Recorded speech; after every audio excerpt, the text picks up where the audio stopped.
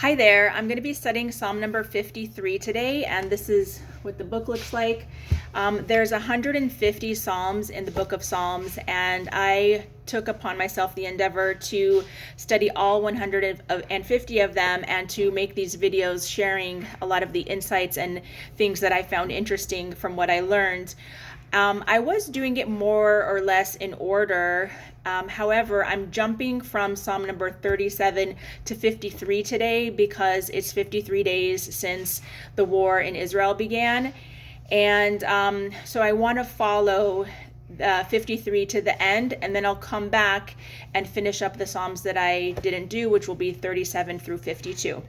So I want to start with just showing you what this book looks like on the inside.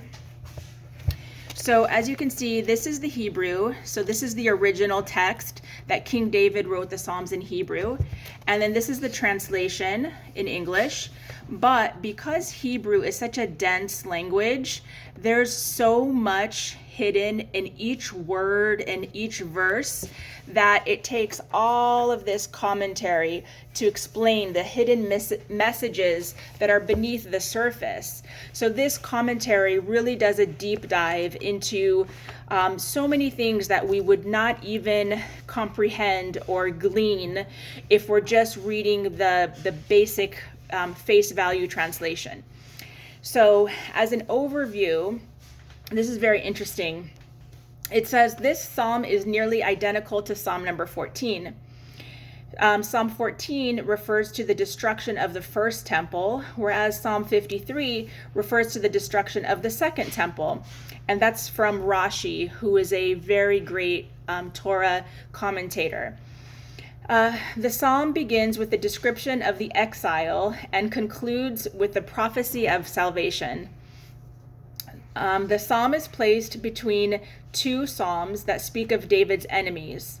For just as David faced enemies that sought to kill him and deprive him of kingship, so do the enemies of Israel today seek our annihilation and mock our hope for the Messiah, saying that the Davidic kingship will not be restored. So the Messiah comes from the lineage of King David. And so those who mock Israel, so the enemies of Israel are saying basically, salvation will never come. And just as God foiled the schemes of David's enemies and upheld David's kingship, so will God foil the schemes of those who battle David's descendant, the Messiah. So this psalm is very timely. And the reason that I jumped ahead to Psalm 53 is because it was pointed out actually in an Instagram post that the name of one of the hostages, a young boy, he looks like maybe 12 years old in his photo, his name is actually found in verse 7 of this Psalm, number 53. His name was Yigal Yaakov. And that name is written out. It means Jacob will exalt. So it was very prophetic that this boy who was released as a hostage yesterday, that it was kind of written or foreseen in this psalm. And the entire verse says, "Oh, that out of Zion," and Zion is another word for Israel. That's why Zionists are people who are pro-Israel, would come Israel's deliverance. When God returns the captivity of his people, and now the hostages are being released slowly, they're trickling out, Jacob will exalt, Yigal Yaakov, Israel will rejoice. And so it gives me the chills. Like every day that there's hostages being released, indeed Israel is rejoicing. So now let's go into a little bit of commentary on some of the other verses. So verse number 4, in English it is, "But they all regressed together. They have become corrupt. There is none who does good, not even one." So it's talking about pride.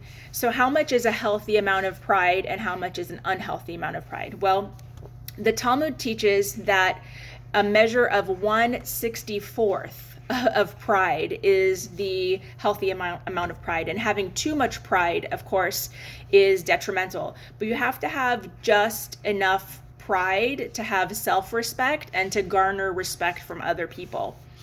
And it's interesting because the word for arrogance in Hebrew is gas, and it's made of two letters, gimel and samech. But if you flip the gimel and the samech and it's samech gimel, it's sag, which means regress. So it says here, since arrogance is the hallmark of the wicked and the cause of their regression, so arrogant people eventually have a downfall because of their excessive pride and ego. And it's because they have too much of this. Instead of having a healthy amount of pride, they have an excessive amount of pride, which is the beginning of their downfall. So this psalm teaches us the importance of humility, and that as we said before in Ecclesiastes, for everything there is a time and a purpose. So pride in and of itself is not necessarily good or bad. It's just the right measure, the right amount. So we need to have a little bit of pride, but not an excessive amount of pride. Okay, so that's all for today. Thank you so much for watching. God bless you, and remember to have lots of humility.